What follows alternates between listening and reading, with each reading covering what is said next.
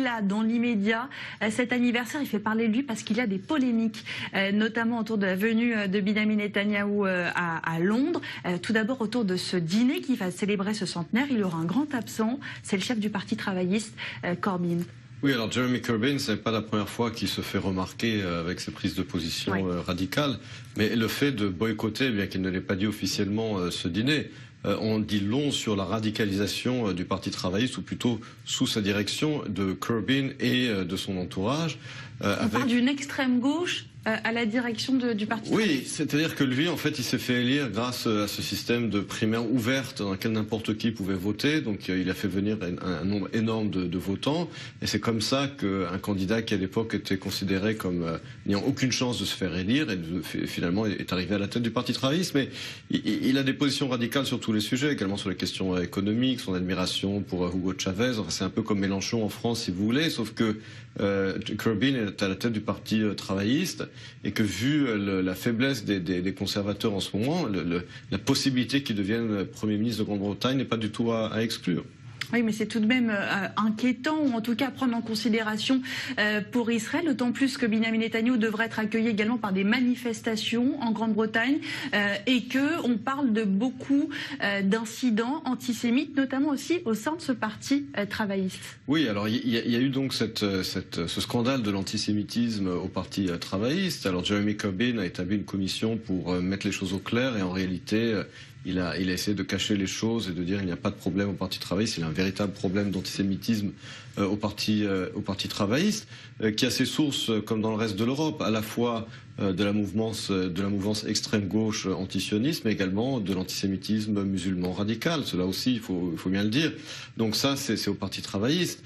Et puis, évidemment, Jeremy Corbyn, comme on l'a dit, ses réactions sur la question de la déclaration de Balfour, ces manifestations en Grande-Bretagne. Il y a en Grande-Bretagne, on le sait aujourd'hui, une forte poussée d'antisionisme et d'antisémitisme, qui vient aussi, il faut bien le dire, des mouvements musulmans radicaux en Grande-Bretagne. Oui, c'est ça. C'est-à-dire que la mouvance, notamment du boycott BDS, elle prend racine en Grande-Bretagne. Comment on peut expliquer justement que finalement le pays soit en première ligne dans cet antisionisme et ce boycott d'Israël? Alors il y a plusieurs raisons. D'abord, la Grande-Bretagne, contrairement à la France, n'a pas de complexe vis-à-vis de la Seconde Guerre mondiale, parce qu'elle a vraiment gagné la guerre.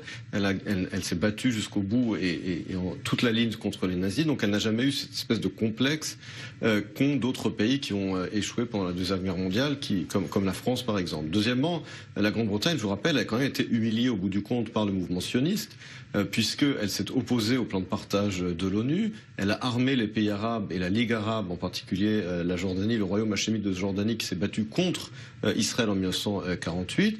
Et puis c'est quand même les soldats, les militants de l'Irgun qui ont humilié les soldats britanniques, qui les ont pendus, qui les ont arrêtés, qui les ont fouettés, qui ont fait honte à la Grande-Bretagne face à son empire.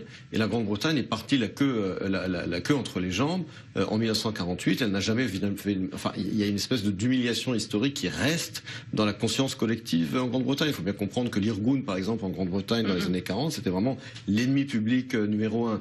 Et puis ajouter à ça, comme je l'ai dit, effectivement, les mouvances à la fois islamistes, profondément antisémites qui existent en Grande-Bretagne, les mouvances d'extrême gauche, alors comme on l'a dit, qui existent également en France, mais en France il y a quand même une communauté juive organisée beaucoup plus importante, des intellectuels juifs, et des choses qui ne passent pas en France, mais qui passent en Grande-Bretagne, dans l'intelligentsia, dans les médias et dans l'académie. Et si on devait faire un état des lieux, aujourd'hui les relations entre la Grande-Bretagne et Israël, Theresa May qui se dit fière quand même de célébrer cette date, on peut dire que ce n'est pas à l'image de ces polémiques. Tout à fait. Alors, Theresa May et également son ministre des Affaires étrangères, Boris Johnson, sont très pro-Israël, très favorables à Israël. Et puis, il y a eu là un changement historique, c'est vrai, autant au sein de la droite que de la gauche britannique. Mais encore une fois, n'oubliez pas que historiquement, le plus grand sioniste et le plus grand ami des Juifs en Grande-Bretagne, c'était toujours Winston Churchill, qui avait tout fait pour favoriser l'établissement de l'État d'Israël. Et lorsque les travaillistes sont arrivés au pouvoir en 1945, après que Churchill ait perdu les élections, eh bien, le Premier ministre de l'époque, Clement Attlee, et son ministre des Affaires étrangères, Ernest Bevin, se sont avérés à l'époque comme violemment opposés au sionisme et à l'établissement de l'État d'Israël. Donc en réalité, il y a une certaine continuité historique entre une position plus pro-Israël des conservateurs et une position beaucoup plus froide, voire hostile des travaillistes. Merci beaucoup pour ce décryptage.